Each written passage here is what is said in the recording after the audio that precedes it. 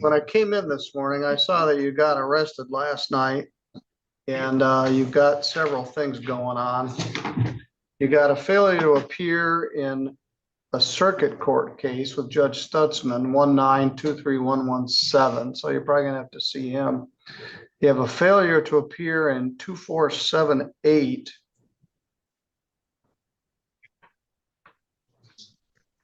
And then what's this one? Two new cases, I guess. They gave me this case. Your lawyer is Luke Knopfsinger. It's 24787. That one wasn't even on my radar. Now the problem is to separate you from your dad. Yeah, it seems to be a mistake sometimes. Yeah.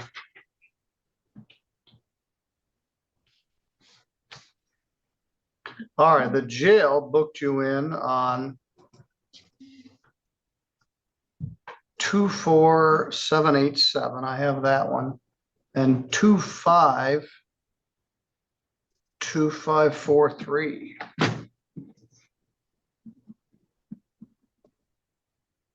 Let's see what that one is.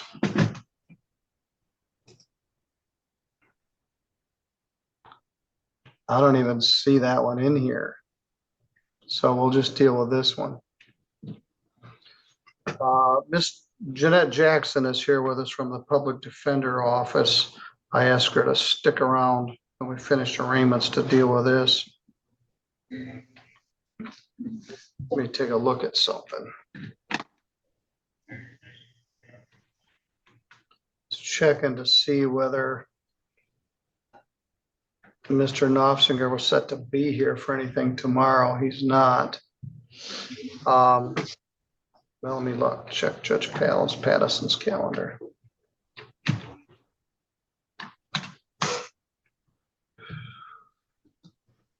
Well, that would be too helpful if he was here tomorrow. That would be just perfect fit.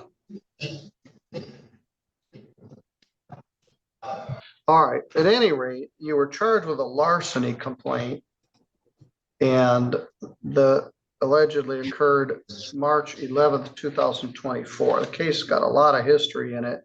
You pled guilty on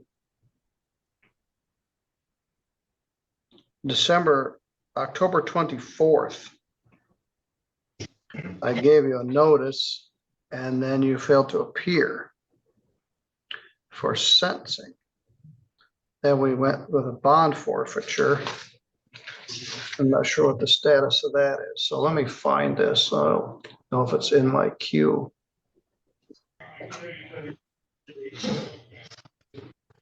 No, they didn't put it in my queue. Let me refresh it, see if it got put in there. No, they gave me the file, but didn't put it in the queue. So give me a minute and find it.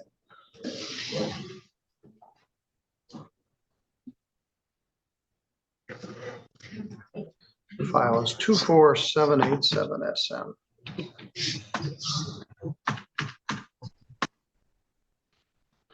It alleged that you stole a coat and wallet that belonged to Gerald Yoder, and you pled guilty to that. And then I set it for sentencing. You didn't show up. How'd you get arrested last night?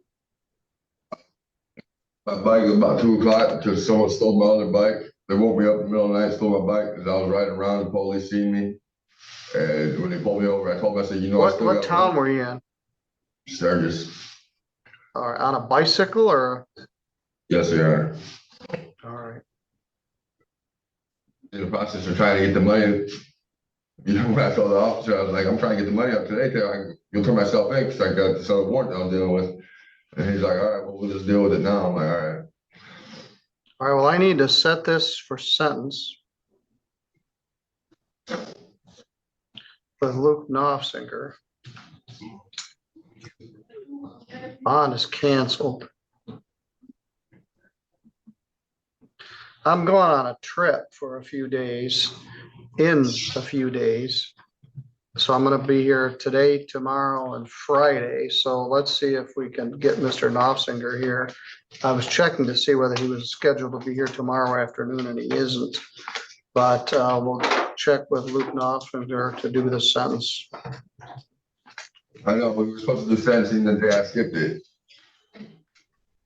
Say that again? I know I was supposed to be sentenced the day I didn't make it to court. And you said something about it was supposed to be, I was supposed to come to you with $200 for the case, and it was gonna be pretty much, you was gonna try for time served on it. But I couldn't even make it to court that day. All right, well, I didn't get most of that. Sounded like Charlie Brown's teacher, but I will deal with this. You pled guilty, stealing a guy's coat and his wallet.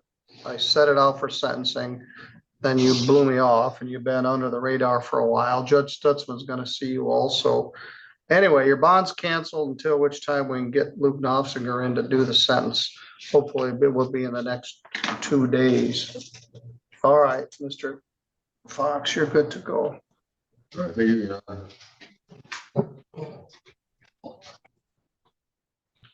Good morning. I'm sorry I'm a couple minutes late. We just got finished with our arraignments, but we're here on the show cause matter. Morning, Your Honor. Montville Township versus David McGrew. File number is 2422570N.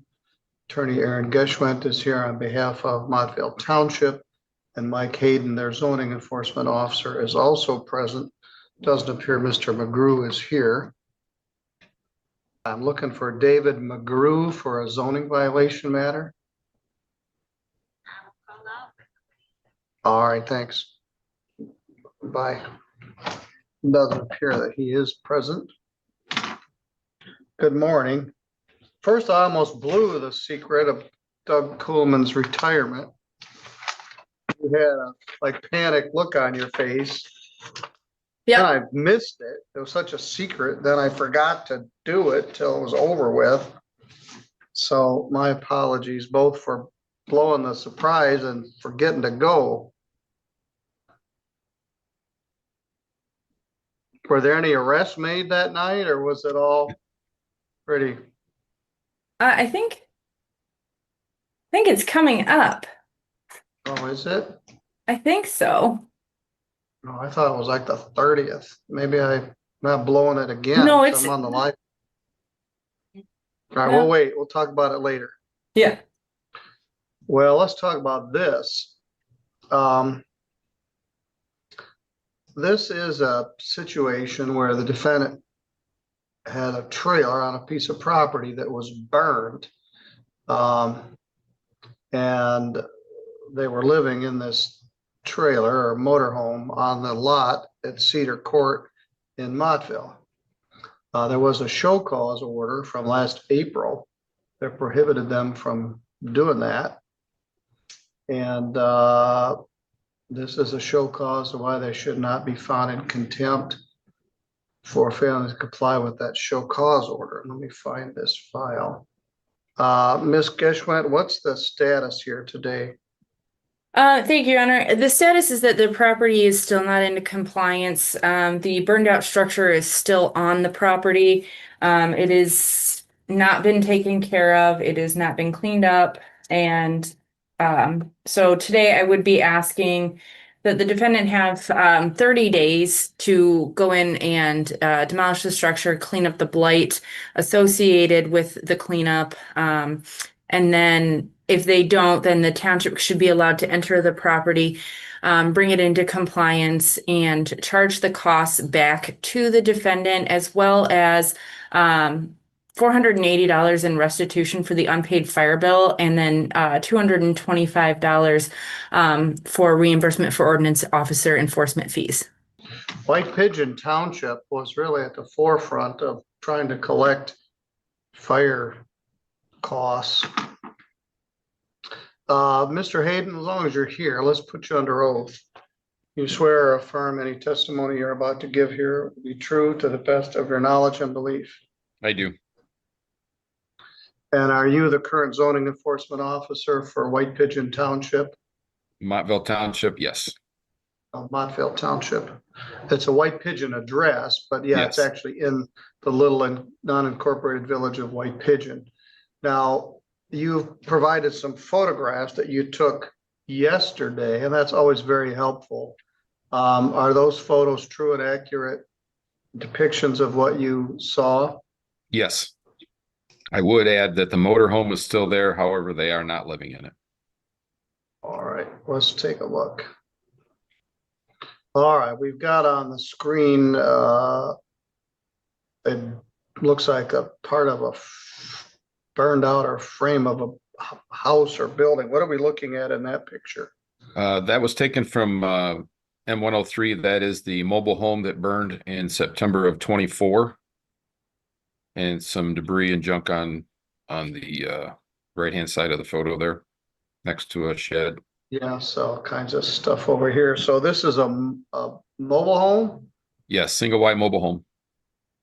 What are we seeing in this picture? That is the same mobile home from a different angle on Cedar Court, where there was an addition of some sort there that's with it. All right, there's a building to the right, which doesn't look to be in that great a shape. Is that part of the same property or is that a different property? That I believe that is part of the addition that was on the mobile home. And then that's Bank Hardwoods in the very background of the photo. All right, but this building that we're seeing on the right, where I've got the arrow Yes. on it, is part of this same structure. Correct. Or very close to it on the one side. And that needs to be demolished as well. Correct. Another view of the, Yep, that's just a different angle of the same mobile home. and then here's a little out of focus, but is Yep, this a that's the- mobile home in the back? Yes, that's the mobile home in the back and the RV that they were living in, and then some debris and junk. But no one's living in the RV. Is the RV plated? No. And they have admittedly told me that it does not run. They would have to have it towed away. And those 4 pictures were fair and accurate pictures of what you saw yesterday Yes. or Monday, I guess the date. Actually, yeah, Monday, the 5th, I think is when I took those. Photos of January 5th, 2026 are admitted as exhibit 1. All right, Ms. Geschwint, they aren't here to argue about it. There appears to be plenty of trash and debris around there. Between your firm and Mr. Kuhlman and others, there's been an effort to clean up a lot of blight in Montville for 10 or more years. And little by little, it's being taken care of. Defendant is not here to address the issue.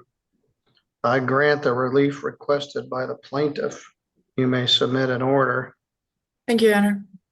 As a practical matter, 30 days from January 7th is February 7th, and probably not a lot would be accomplished in the dead of winter. But there's a 21-day appeal period. The defendant could appeal. It's unlikely they're going to clean this up. So it's likely that it's going to get cleaned up and the cost will be spread. Let me stop the live share. So 30 days to bring it into compliance, or the township shall remove the debris, building, trailer, bring the property into compliance, spread the bill on the tax roll of that property. They're also allowed the $480 fire department partial bill, $225, which I'm sure is more than less of the actual cost of the zoning enforcement fees. So I'll await the order. And do you have any idea where the people are, Mr. Hayden? I believe they're with a family member down in Indiana, Bristol or Middlebury. I don't remember which town, but they do still get mail at that address. Nothing's ever came back to me.